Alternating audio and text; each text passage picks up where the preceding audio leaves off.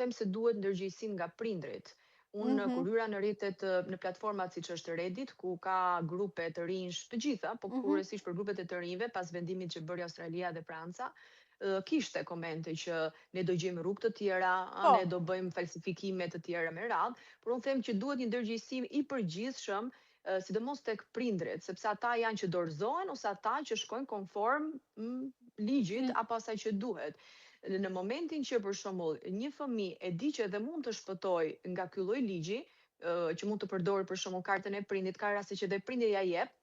atëherë kjo do të ishte e kot. Por gjithsesi do ta forconte shumë edhe aspektin që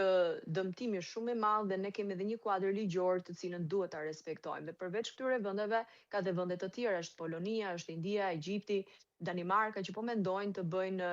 një ligj të tillë për kufizimin e kësaj moshe. Fatkeqësisht ne nuk kemi të dhëna për përdorimin e telefonave dhe internetit për moshat më të vogla se 13 vjeç, flas këtu për vendin tonë, na mungojnë këto studimesh që të na ngrinë ndoshta edhe më të na përforcojë më shumë alarmin. Por nuk është thjesht çështje ligji, ne para një viti kishim ndalimin e TikTokut dhe që të rinjtë dinin më shumë se sa ne, se si mundet të devijonin dhe të shpëtonin duke përdorur mënyra të tjera që të hynin. Unë them se duhet një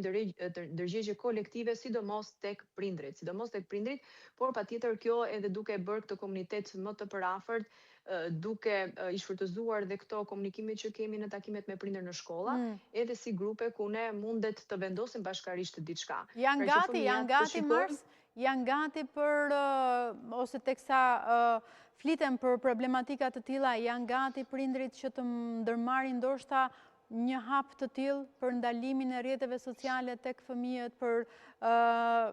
mos përdorimin e telefonit në atë moshë të vogël 10, 12, 8, 9, ku diun, vjeç dhe futen në rrjete sociale. Unë realisht shikoj